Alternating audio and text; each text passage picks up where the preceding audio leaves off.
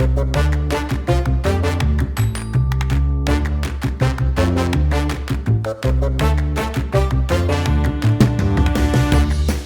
long time ago, there was etiquette, formal rules which governed everything from which fork to use to what topics to discuss in polite company. Or so we've heard. Today, there is no etiquette in this world, and yet etiquette is required. How many messages should it take to set up a meeting?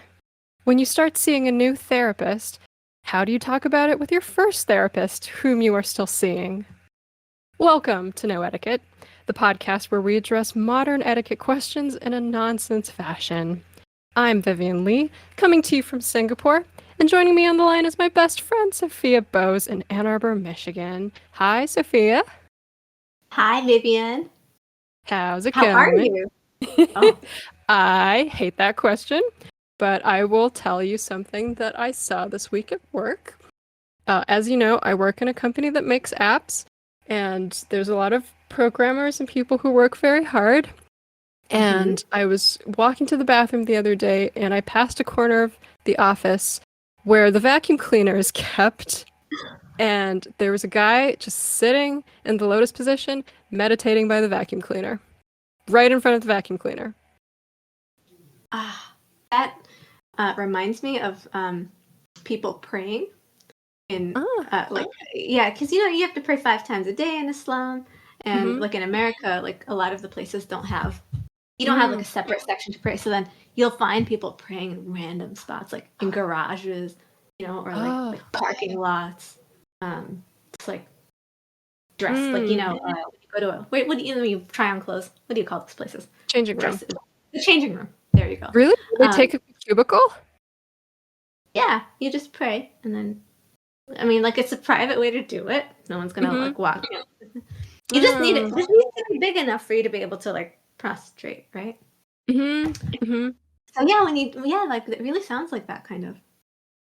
So 2 thoughts on that. The first is that I hear you on what one wants is privacy, and that is why this guy praying by meditating by the vacuum cleaner was so weird to me, because of all the spots in our office where you could have privacy. There are others. There are kind of like curtained off sections. There are meeting rooms. There's under your desk. I've often thought if I really need a moment, I'll just go under my desk, right? Like, yeah, that's the logical solution for privacy, I suppose. And he was basically, in a corner, but exposed in a corner next to some very nook-like things. But no, he was just in plain sight by the vacuum cleaner. And then the second thing this makes me think of is I found the prayer room of our office building, actually. I don't think I told you this before. It's this, it's a pretty big office complex. It's like a lot of, to me, it seems like a lot of buildings, or, there's blocks. There's different blocks. And I go for a walk during lunch, and there's kind of this, there's like, it's the kind of thing where the parking lot is like just below, and there's like a lot of levels. Yeah. So there's like escalators that lead kind of up and down levels to sort of like whimsical garden like spaces, I guess. And there's like these big funny sculptures all over that I would take pictures of and send you. And so one day, just like looking at sculptures, like going past some fountain or something, I went into this odd area of the parking lot, and it's just like you described. Like you walk down this like corridor, and it's half in the parking lot, and I assume it was going to be like an emergency exit to somewhere, and it was the prayer room. There were mats inside, there was like, it was clearly, and it was a designated prayer room, but it was in this like kind of odd, invisible area. Oh my gosh. Okay. I don't know how. Okay. This reminds me of in Bangladesh, and I wonder if this is something in Singapore, but I do know that Singapore doesn't have very many cars, right? Like cars are not a big thing. Relatively controlled, yeah. So in Bangladesh, you don't typically drive your own car. So if you have enough money to have a car, there's somebody driving it for you. To the extent that any like apartment complex or any like, or even like a house, any apartment complex or house has like an area. So you have the garage, and then there's like a room next to the garage that has like a table in it, and the idea is that the driver is going to eat their meal. Like, so the assumption is you're going to, somebody's house to have a meal, and then the driver gets that little meal there. Yep. And then typically it's after the people finish eating, somebody comes down with a plate. Is that a thing that happens in Singapore? Not quite like that. Yeah. There's like no, well, there's no driver, not as much of a driver situation. Okay, yeah. So that little room it sort of kind of reminds me of that. Yeah, but that's like the garage for the driver, right? That is. It's where you park the driver with the driver's That's not. where you park the driver. And then, like, and this is what happens, right? So, like, if you have a friend group that's tight knit, right, and you're getting together, all the drivers are going to become friends, and so they all just like hang out with each other when you're hanging out. So, but their hanging out is predetermined by your hanging out. Yep. So it's a kind of forced situation. You can't really get out of it if you have a fight with one of them. But. Yeah, you're stuck. But no, yeah. I'm glad the driver has a table at which to eat their meal that they are getting. What's the question I want to ask here? What's a space you've had to make for yourself to try to get privacy where probably you had none? I'm just thinking of what my equivalent of meditating by a vacuum cleaner has been. That's such a fun question. I want to hear what yours is. I'm thinking of one as well.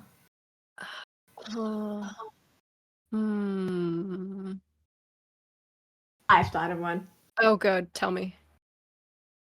This is a very silly non-answer almost, but so at some point at work, I had a cubicle that was next to a printer,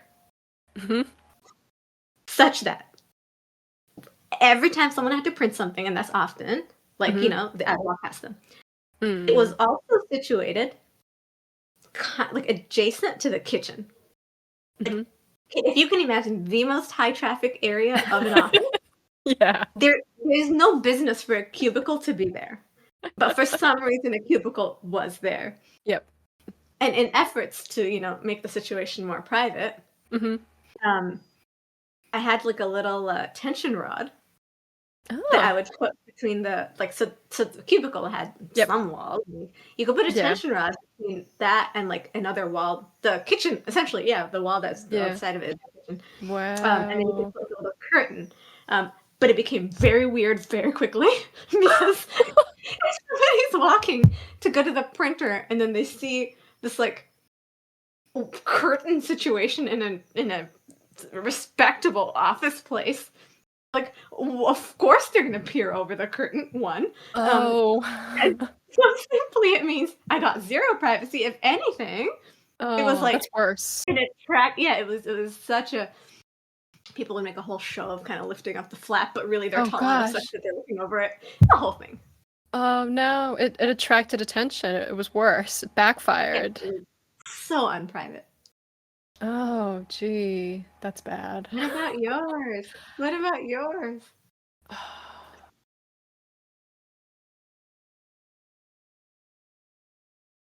Oh boy. I'll have to think some more. I don't think I have an exciting kind of like privacy-ish situation. Maybe sort of like the best I can think of is on an airplane. I think I pretty successfully, and this is not very original, but I think you can signal very well that you just want your space. Like you put on your eye shades, you put in your headphones, you lower the armrest, you never have the armrest up for next to someone you don't know. You make your space and your personal space feelings kind of it's a half connection to something I was reading about where it was a Tumblr post comparing like urban mannerisms and manners to like, rural ones, and saying that if you think about it in terms of how what seems to be good manners, right? And so they said people in rural areas who don't see other people as much, the mannered thing to do is to strike up conversation and be friendly because you don't have a lot of social interactions. People want to hear all about you. And they'll talk your ear off. But in an urban space where there's so many people, it's so crowded, the polite thing to do is to have a quick social interaction if one must have one at all. Like when you're ordering something or you're at the supermarket, if you start chatting up that person, everyone behind you will be really angry. Yes.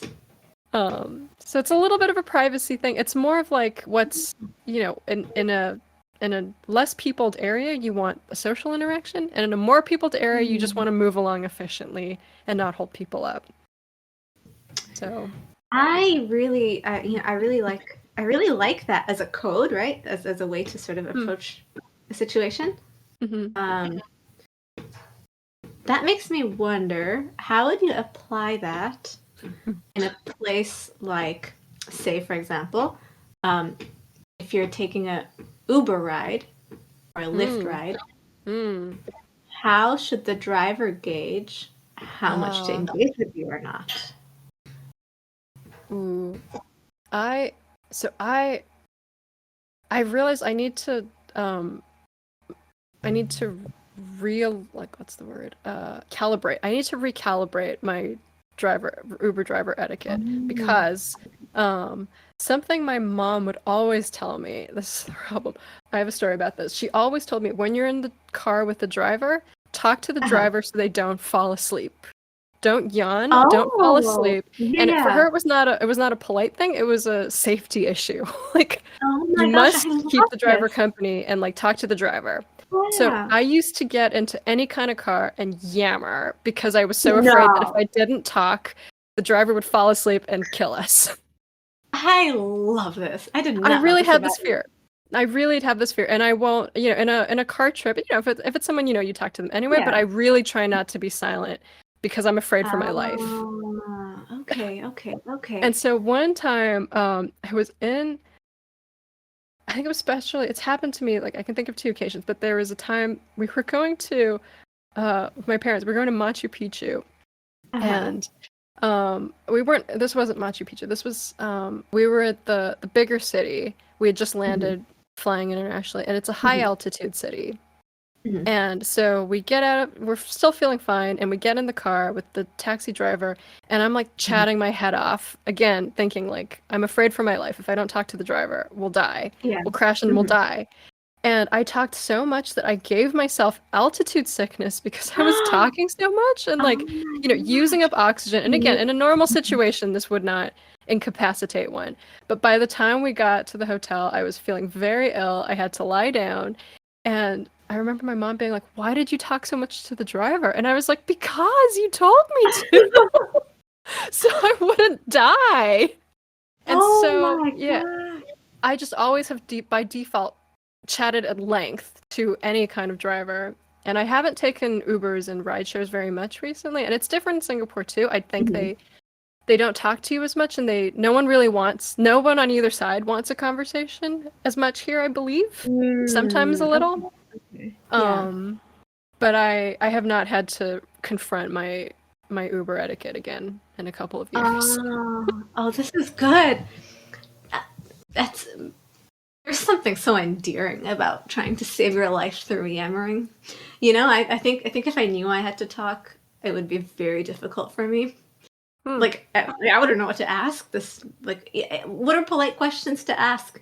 What if your questions distract them? Like, what if the conversation is distracting, right? Like what if the conversation is not? Yeah. Oh, now I'm extra scared. No, I'm like, you're like, damned if you do, damned if you don't. No, it's fine. And I should say, I have never been in any danger from any driver. Like it. I've been alive so far. Their driving has been fine. Yeah, it's very small talky. Like it's good if there's like music on and then you talk about the music, just like, like a kind of neutral topic. But I also find that most of the time if the driver signals they want to talk by talking, I'll reply, and then I get very car sick, so sometimes I'll tell them actually, this has kind of helped. I'll say, and I'm someone who would prefer not to talk at length, but I'll say, I'm talking to you, I'm interested, I'm listening, but I have to look straight because if I don't, I'll be sick. I see. And usually that kind of worries them enough that they don't talk to me that much. Oh, wow. I think that's a very high etiquette thing to do. Because you're not telling them not to talk with you. You're, just explaining what would happen, and then I think they sort of take the cue from there. It's very elegantly done. But I think I have a problem where if it seems to me like the other person wants to talk, I I try to match them because I want them to be happy with our interaction. Like if I go to like the hairdresser or something, I would prefer not to talk. But if the other person's talking, I want them to give me a good haircut. So I don't know, man. It's not a matter of etiquette. I think it's a matter of I don't know. I feel like I must save myself in some way by talking. And now that I'm talking about it, it's a little scary. It's almost like you're in a hostage situation, and you're like, I'm like Scheherazade or something. I'm worried that like terrible things will befall me if I don't talk. This is oh my gosh. Okay, so this reminds me of something my someone I worked with told me one time. Yes. And he said he had a barber who he liked for many years. Great barber. Then he realized that for some reason he just like was more and more reluctant to visit this barber. And he didn't quite understand why he was. And so then at one point he was like, you know what, my hair keeps growing really long and I'm reluctant to go. Like I need to like let me just like figure it out. You know, this person has given me great haircuts all my life. Like why is this happening? Turns out he realized every time he goes to this barber, in the process of a long conversation that will ensue in which the barber is doing most of the talking, even though he would prefer not to talk, he would leave the barber with some kind of quest that the barber wants him to do. Like, there's some sort of ask involved. Yes. And this barber is like, you know, part of the community, has known him for so long, is this elderly gentleman, like a true staple of this, you know, what do you call it even? Society, environment? Community, yeah. Community, yeah. You cannot say no, but you leave that interaction with a sense of I have work to do. So I think once he realized that, he decided to not go to that barber anymore. Do you know what kind of quests he was getting from the barber?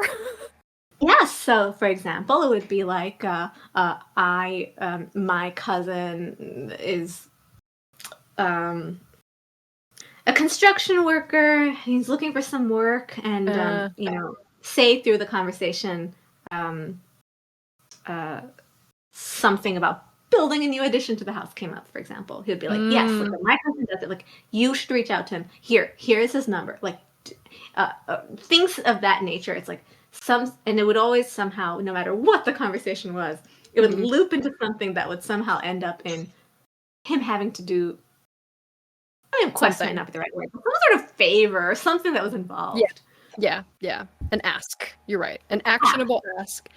Yes. And that's very scary because I imagine like you have to go to the barber quite often, right? As like a man with hair. You're a man. Yeah, like every, I don't even, 1 month? Every couple weeks? Yeah, at the most, 2 or 3. Yeah. So you're really reporting back to this barber regularly. It's like a job. It's like a weird little job that you never even like interviewed for, or somehow you got yourself into it.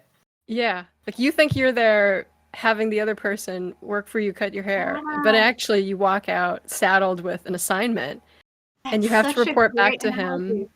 Yeah. So that's very insidious. That's a powerful barber. Powerful. So I wonder what. I'm sorry. Go on. Oh, yeah. Sorry. No. Go on.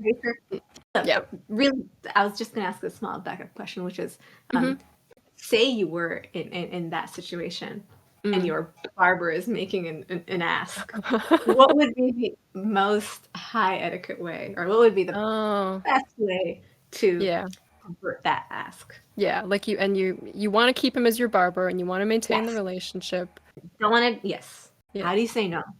I think you have to. I think it would be a thing where you say or signal no in the moment. Like right away.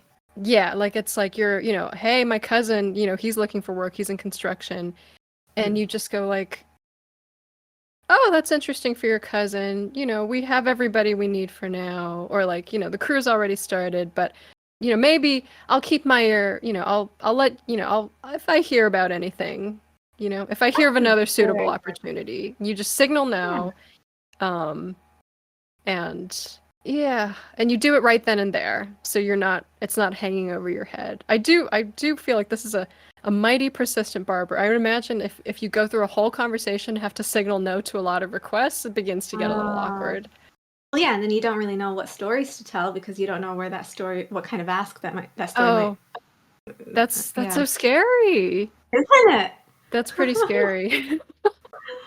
But I But interrupted imagine, you. you're right. Yeah, imagine if this is just like such a good barber, or like only this barber knows what to do with your hair, right? Or you go back so many years. You gotta keep this. Mhm.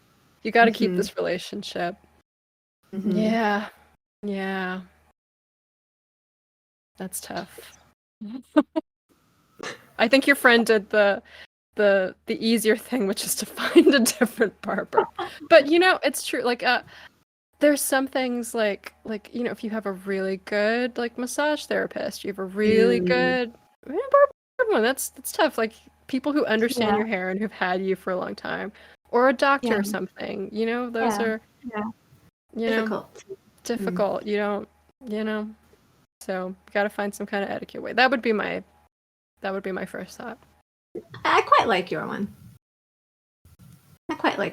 Yeah, you nip it at the bud. Nip it in the bud, politely. Yeah. And then hope that, your barber doesn't take it out on you by ruining your hair. Oh, yeah. Oh gosh. But then it's over. Then you move on. Yeah. But then you don't even know. Like, is it just that your hair has become somehow less good looking? Maybe it's your hair's fault. Like, how do you know when it's the barber's fault versus your hair's fault? Yeah. Our hair changes too over time. Yeah. Right? Yeah. Don't envy your friend's situation. That's not an easy one. There was a time where he would come into work with increasingly long hair, and I wondered what was going on. But now I know. Yeah. Well, that's what this podcast is for. We're helping to answer your tricky etiquette questions and situations so you don't have to suffer with long hair you would rather have cut while you don't know what to do with your barber situation. Yes, and you will have someone like Vivian who will find the best response. I don't think that I would have thought of something so effective in the moment. I think I would just do what my friend did.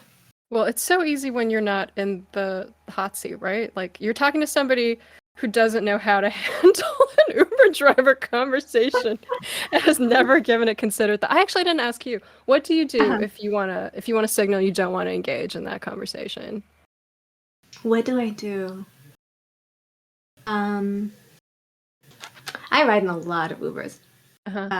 So what do I do?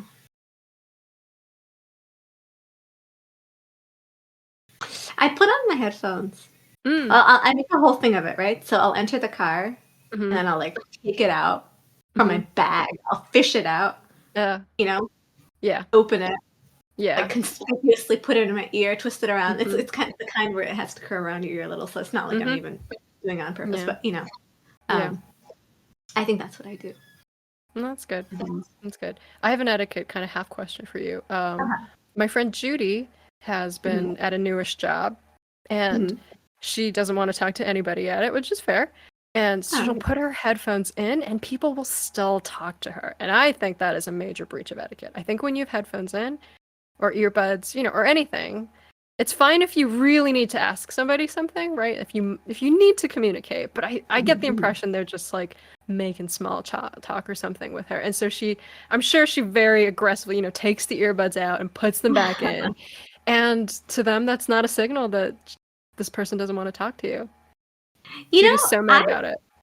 This is interesting because, like, I think you and I have very different like perceptions of it. I think if you're the kind of person who has their headphones on, say the entire day, right? At what point will the person be able to approach you? Because if you're in a workspace, there should be a point in which you're allowed to approach a person. And so if you are going to do that, then you have got to find like some people have, I don't know if they have, it's a cubicle or if it's a, I have seen people actually put up like a sign, like, I'm working on something right now.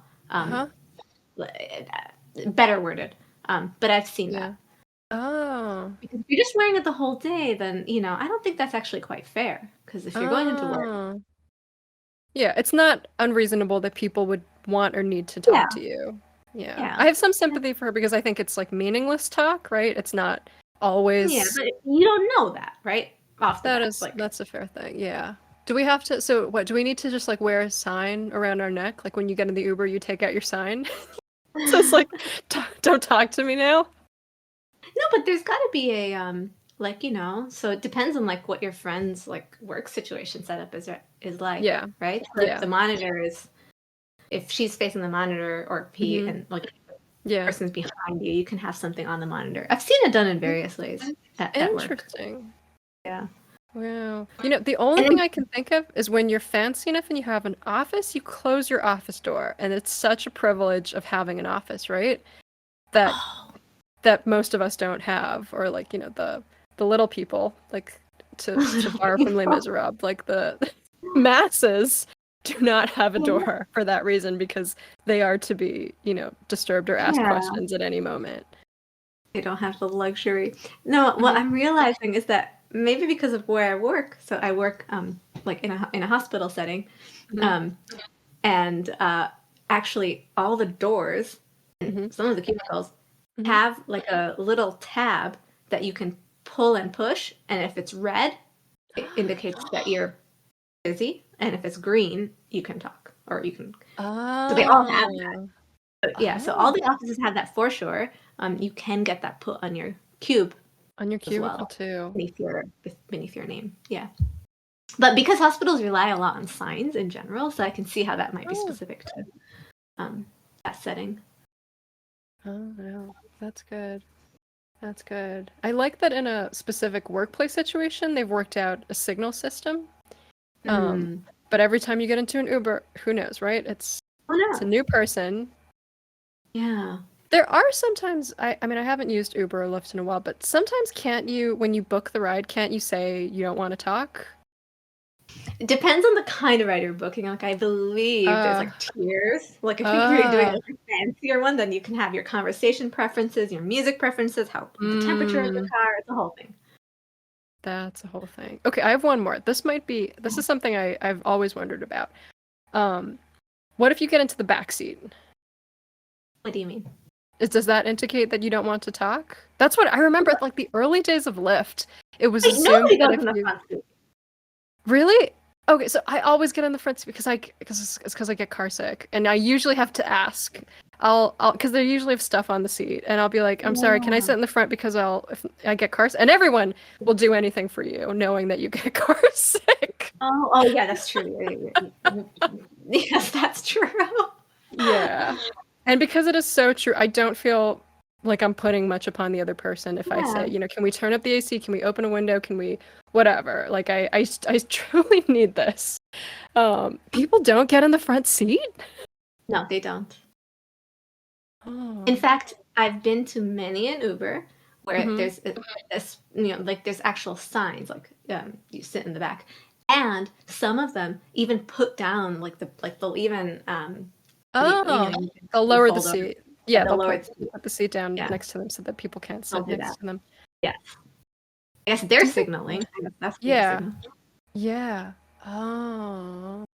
Well, so is that a safety thing for them, or is it something? Because this is one more thing. Again, I heard this from my mother, and maybe I can't tell if my mother knows riding etiquette or not. Whatever. Now that I'm thinking about it, but she told me always sit in the front seat when someone is giving you a ride. This is pre-Uber and stuff, because if you sit in the back, it's like they're your chauffeur. And so she was horrified one time where I took a ride with somebody, like a high school coach, and someone was in the front and they got out, and she asked me, the driver asked me, do you want to get in the front? And I said, no, it's okay. It was just a short way. And it was pretty close to me. So I felt like, we're not going to do the whole thing where I get out and I get back in. It was faster, it's New York City. And my mother was horrified at me. I mean, with friends, right? Yeah. Like, I would never go into your back seat. Like, I would always get in the front. I would get in the front. Even if in that situation, if someone gets out of the front and you're left, would you go move up and get in the front? If I was feeling particularly impish, I'd say, hey, Vivian, can I come to the front? And then I'd like scramble over, and it'd be unsafe and probably a bad thing to do in the middle of a car ride. But You wouldn't even get out of the car. You would go over the middle thing. Yeah, like, why would you get? It's a whole thing. Why would you open a door and then open another door? And it's like it's cumbersome. Like, you can just slide over. I don't know. I can't slide. I haven't been able to slide over since I was like 10 years old or something. I mean, if you're with someone close, you can slide over. Well, you're also a little bit shorter than me, I think, is what I suspect. I mean, only marginally, maybe like an inch. You're a little, yeah, but wow, I would never think to scramble over. That's very impish. That's an interesting move. This I have not heard. Maybe it's not. Maybe it's kind of a low etiquette thing to do. You know, I mean, you're really distracting the driver. I think I would be quite shocked if that person did it while the car was moving. But if the car was safely parked, maybe I would think it was kind of charming. Oh, I hope that. I would be a little taken aback. I would be a little shocked, but you might question that. It's so cold where you are, right? Like it's of course you don't want to get out of the car. That's different also. Maybe that's an added layer. Oh, you're right. See, I've circumvented all this by always sitting in the front and always saying that I get car sick. And I just go my own way. That's amazing. You know, here's what I'm getting from this. Yep. Is expressing your needs might actually be a high etiquette thing. Oh yeah. Just being clear, right? I think so. I mean, Brene Brown says clear is kind. Yeah. I do that. I mean, that's a very good, because what if your needs, to you they're needs, right? But to other people they're a pain. I think if it's clear-cut needs that the other person can reasonably accommodate, then by all means. Probably at all times, if they're real needs, you ought to just say them and not, that's high etiquette. You're being clear as kind. There's nothing. I think I'm worried about being in imposition, which is probably, an unfounded fear. Yeah, I don't know if it's unfounded. I mean, I'm sure you have your reasons for feeling that way. But don't they say that people like it when you ask them for a favor? There's some whole psychology thing behind that. They feel more invested in you, so I always liked it. People like to feel when they have been able to meet a request, right? Especially if it doesn't put them out too much. I think that's right. Right. They feel like they've done something for a person. And that person is now happy. You've met their need. They've expressed it to you. Yeah, there's like a trust built there. Yeah. Yeah. I think it's like it's a mature person who can hear someone's need, right? And maybe they can't meet, or maybe they don't want to, but if you can hear it well from somebody else, that's like your barber. You say it to your barber, I can't employ your cousin. I don't want to talk today. Something's going on. Yeah. And your barber doesn't like revenge cut your hair into a disaster. Right? Yeah. Or the driver or whatever it is, right? They can hear a need and go like, all right, or a preference or something. But it's probably the etiquette-ful thing to do is to express it clearly and then hope the other person takes it equally well. It's probably right. It's probably a good rule of thumb. And is there a time when that? No, right? Unless you're really like I said, you're somebody who is so needy. Your needs are all, equally prioritized, unreasonable. I don't know if it was you who told me this, but I remember, and this is only very slightly related. At some point when we were in college, there was some fancy person that was visiting, and I think that they had some very specific needs of like the kind of fruit that they wanted in their room. Wasn't that the thing? Yes. Yeah. Is there? And I'm sure that the people that had to accommodate that need had feelings about it one way or the other. Who knows? Yeah. I kind of remember it as being something like, and I might get the exact fruit wrong, but it was something like, there must never be peaches. There must never be peaches in this person's fruit basket. Like, and they're not allergic. Right? I don't think. Well, actually, who knows? Actually, that's a very good maybe, right? But it was allergic. There were specific. They could have said that. You're right. Instead of That would saying it, yeah. But but that's your example of someone who has a specific kind of like special need or something, right? How could that person, what would Mm. be the high etiquette way of expressing, say you're not allergic to peaches, but you simply just like don't like the look of them. What Yeah. would you do in that situation? And you're fancy enough that you feel that you're worthy of this. Yep. What do you do? Okay, two things. First, I think I would just lie. Oh, I see, would make this is lie and say I was Lies allergic. can be good. Which maybe, I don't know, maybe it's not, I don't know. Like whether when it is right to lie is a very unresolved big situation.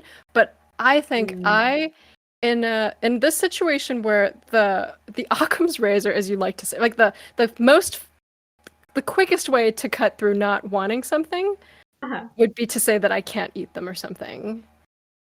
Yes. I actually And in the think case of that fruit, there's so many fruits one can get, right? It's again, right? This is not a major imposition.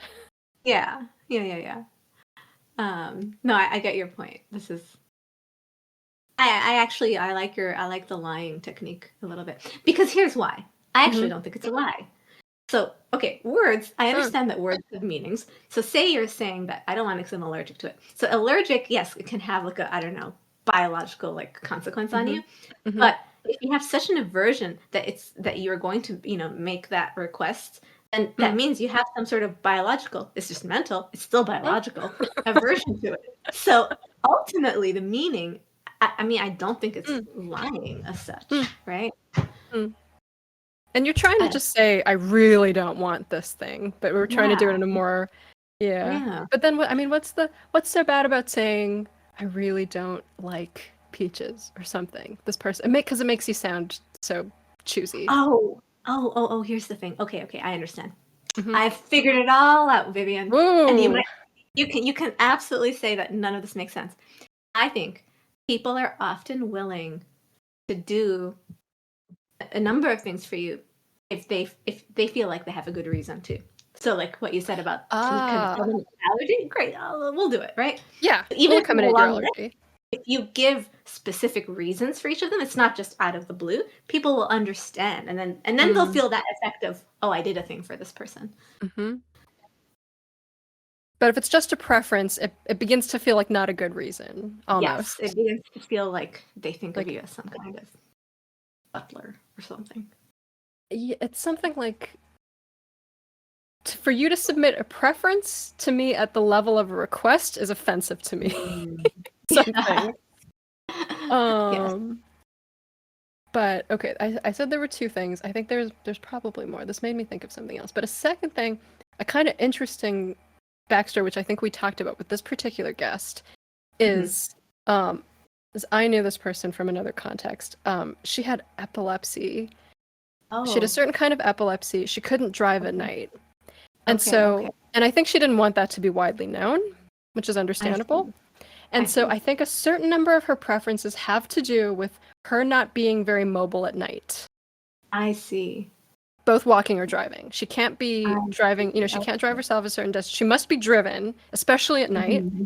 And maybe she needs the fruit basket because she must eat something and some sort of blood sugar situation. She must, who knows, right? Or even just a hunger situation. One is hungry, one gets in. Maybe fruit is one of the easiest asks, actually, because if you ask for, like a protein bar or a whatever, there's so many weird ways that can go, but fruit is quite untouched. And most hotels will have fruit, right? Most hotels will have fresh. Most places can get you fruit in some manner of, so maybe there's a case where there may be hidden needs, right? Like that, that you might not want to express. There are reasons, Okay, this reminds me of something, and I don't even quite know how. Well, I'll just tell you the thing. Yeah. So there's an event that I was running earlier this week, and this is an event that happens every year. Last year's event. So this event starts at 7 a.m. and it ends at 1. And last year what happened? So last year what happened is, and okay, so we have a breakfast at this event, and it consists of coffee, muffins, bagels, so on. Mm-hmm. What happened last year is that around 8 a.m., all the coffee had ran out. And I was very confused as to why this had happened because, I had specified the number of people that were coming. I'd specified when the coffee should be. There was no reason for something like coffee to have run out. And there was enough, there was enough of the catering staff on site doing things. And I think I'd even mentioned to a couple of them that the coffee was out and that they actually didn't quite do anything about it. Mm-hmm. So for this year, it was at the same venue. When I was sort of confirming the menu, what I did is this. In all caps, I wrote, Vivian, as I say this, I realize this may have been terrible etiquette, but here's what I said. I said, please ensure there's always coffee. I think my wording was not even very good. I think I was in a hurry, but I needed them to know that the coffee must always be there. So I said something like, please ensure there's always coffee. The event is from 7 to 1. It should never run out. I think I said something like should never run out. And I didn't think much of it after that. It was so then the day, because I had to fill that form out much in advance. It was probably 3 months ago. So the day of the event, I'm in the event. The event is happening. Drinking the coffee, whatnot.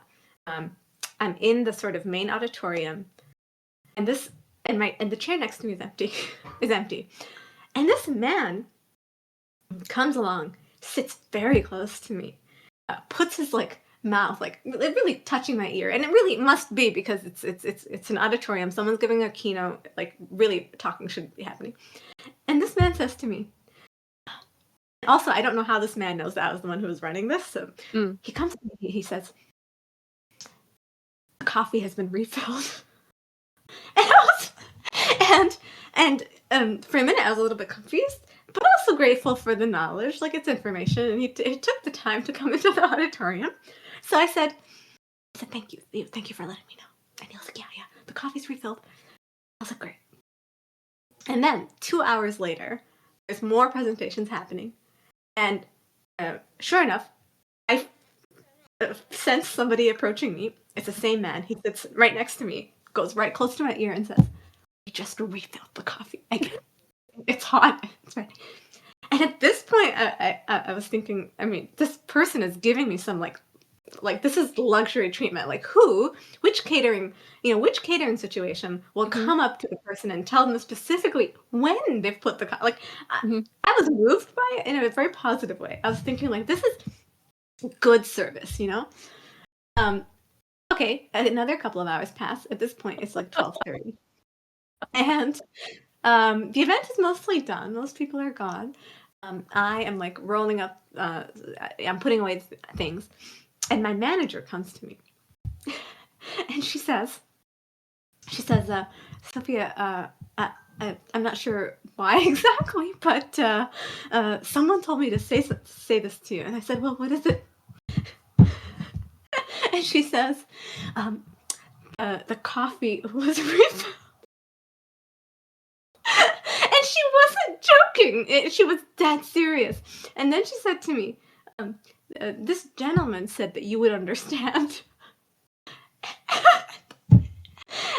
and at that point, I maybe I had slight inkling, but I didn't. When I opened up the sort of request form and I saw my all caps, very clumsily written must ensure coffee all times. I think I was kind of rude. This is what I'm really getting to. Is was I maybe it was something I did, there was much humor in this other person, and I had no recollection of any of this. So I was just taking all of it as a gift. I was like, "Why? Thank you for letting me know. Thank you." And it was not until the very last, interaction with my manager, I was like, "Oh, this is a little bit more than this is not typical catering behavior." Okay, this is a brilliant story. I have many follow-up questions, but the man who, put his mouth close to you and explained, did you feel like humor was coming from him? When you said there was humor? It's difficult to say because he was smiling, and it could be the smile of service. or it could be a smile. It could be an impish smile. In fact, it looked a little impish, but it was just dark enough that I couldn't tell. Like in the auditorium. And given it was all happening quick, fast, I couldn't really. I had an inkling. I couldn't really tell. It's hard to say. I think you're right. It could be excellent service. It could be impishness. I have a feeling it is more impishness than simply because of him going to your manager and really Right? I almost think this is like this is sly.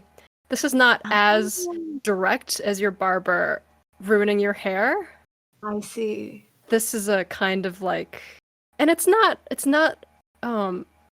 so rude. It's almost a little of like, an impish kind of, not exactly a prank, but like I can see, if provided, the caterers thought so, right? And they weren't just really angry and being passive aggressive, but they were almost like, this lady asked for coffee, we're gonna give her coffee. Joe, at 9 a.m., at 11 a.m., so and so, you will go to her and speak on our behalf and tell her that this has been done. I don't know. I could see almost like a game of it. And the flip side is that they're really angry or something, and that they're angry and trying to let you know, but